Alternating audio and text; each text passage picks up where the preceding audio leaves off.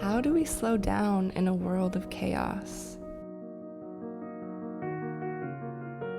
How do we feel connected when society has become so disconnected?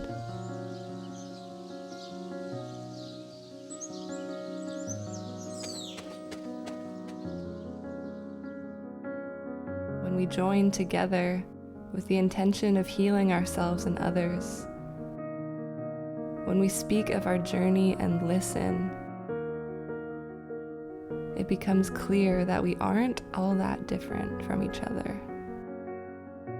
If we open our minds to new perspectives, then the possibilities of life are limitless.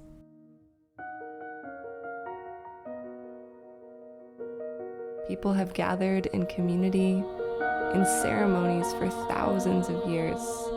As they begin to remember, they gather again, finding their power, their purpose, and their connections. Together, they rise, and within, they become fearless.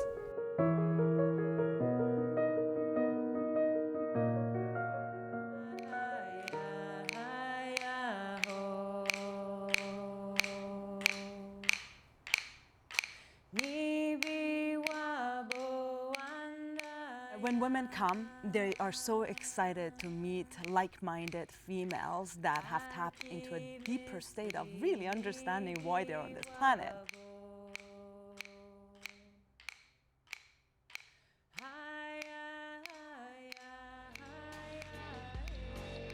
I really needed guidance. I was finding it really hard for myself to get the direction that I was looking for. Just in my everyday life, I felt like I needed to remove myself from the routine of everyday life and immerse myself in a completely different experience in order for me to find those answers. I did, and that's exactly what I got.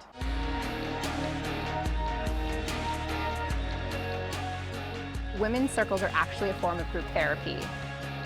And this provides a deeper level of understanding for everybody, but it also provides an opportunity for women to share their gifts with one another and to share their own knowledge with each other.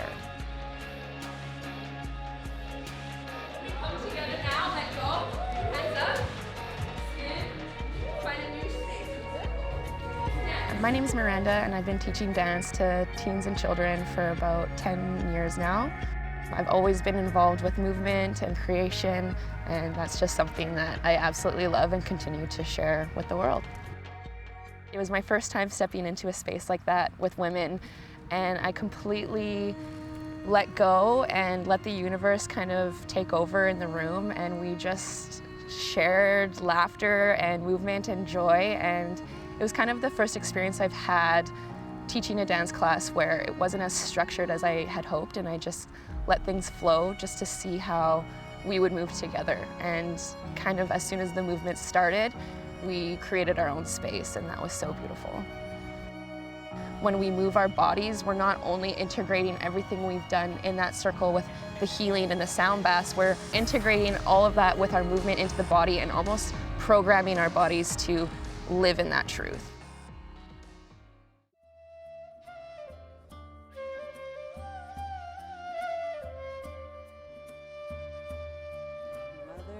Feel you under my feet. Mother, I hear your Cacao, heartbeat. in olden days, they didn't have coffee. And cacao is chocolate, pure caffeine. And that was something that they used to do in rituals, in ceremonies, and it is a heart opener. Cacao has such a high frequency that it's not like coffee that goes and affects your adrenal glands. It is very natural, and it opens up this center more than it goes and affects your kidneys. So that's why cacao ceremonies are coming back, because we're tapping into a very primal frequency, again, on this plane of existence, and we get to be part of that. This came all the way from Costa Rica, and yeah, she sourced it out, and her name is Ananda, and she's a really powerful wizard here in town as well, who also wants to have goddess circles and gather women. She has the same intention as all of us. she's put all of her love into this and her knowledge of cacao, and she calls herself the facilitator of it. So it's probably one of her ancient jobs. So she mixed it for us. There's cardamom in it, there's cinnamon, there's nutmeg, and there's rose petals as well. So enjoy. It is a beautiful ceremonial drink, or it can be a replacement for your coffee. It's just pure cacao. It's just pure chocolate. And what these circles do is that they bring women together. They bring them in a unity, in a circle where everyone's one. There's no hierarchy. Everybody's equal. There's no competition. There's no I'm higher than you, better than you. It's all about unity.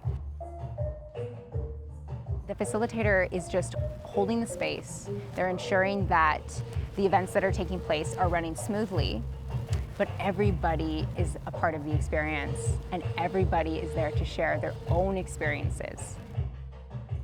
I think I did feel a little bit nervous going into it, as far as like, you know, just it's that fear of being vulnerable, I think. Dropping the shell and just letting what's inside just open up and reveal itself. And yeah, it can be scary, but it's, you know, it's easier to do when you know that you're in a group of people who are all doing it together. Wow, we danced and we moved our bodies and we let go and we chanted and we howled. We got into a different space. We let the cacao work with us. And that was this inner liberation, and it was cool to experience it with all of these wise women and experience it in myself. And yeah, the cacao really just creates space to get into your inner child and to express your body and to not judge it and open your heart up and let the psychedelic sort of experience take place when you really get into it. So anything with intention is always going to be right, you know? Having intention for everything you do, but having intention in any kind of ceremony, it brings a different energy, brings a beautiful cohesion.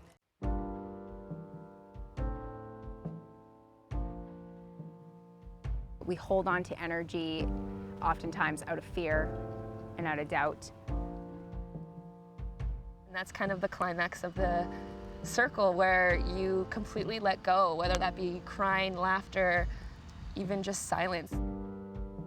I have such a deep love for women. For whatever reason, my own femininity has always been suppressed. The love and support that women can show each other, if granted the permission to, it's really, really powerful. I am a registered acupuncturist and I work in the energy medicine world. It's been 14 years since I've been indulging in healing and receiving and creating.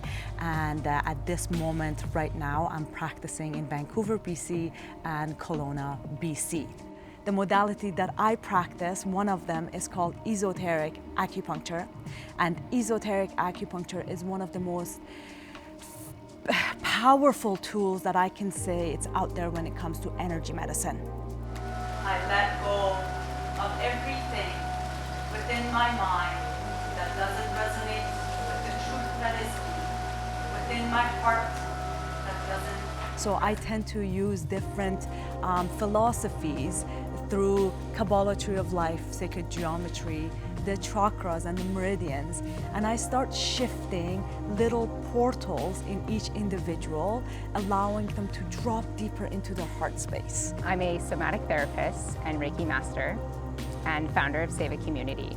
I specialize in somatic therapy techniques, energy release, both in-person and distant therapy, as well as states of consciousness. This is why I've gotten into this kind of work.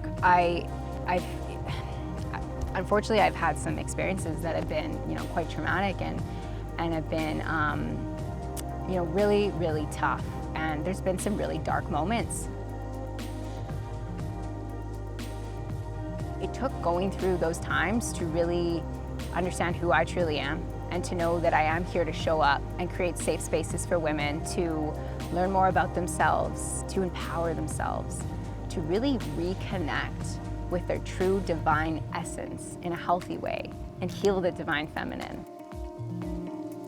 Seeing them leave noticeably more peaceful and already stepping into those changes. So I really love that. It brings me so much joy to see the peacefulness that comes when people release inner blockages. It's really, yeah, it's magical. What an experience. I got to see that side of myself. What an opportunity for myself to open up to these women where I never would have experienced before. And even if you leave that circle not making a friend or not really knowing where you're going, it's an opportunity to take a look at your life and take a look at yourself and just realize where you need to start or what you need to do in order to fall in love with yourself again. Self-love is actually, it's an ongoing journey. It's not as easy as it sounds, but once we fully start to step into our power and we really align with ourselves authentically, oh, it's so potent because we understand our passions. We understand who we are as individuals and why we are here on this earth.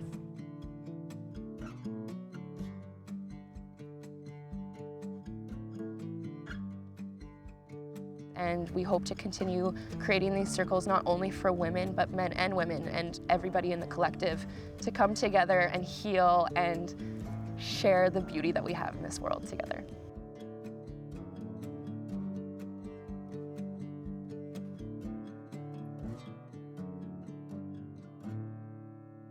The question comes forth as in why there are women's circle and not a mixture of women and men. There are circles that women and men come together.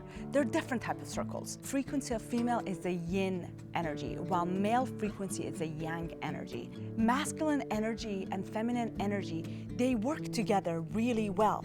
But when you want to go through a healing, if you're a female, you prefer to be in a surrounding with female energy because you get to tap into that part of you deeper.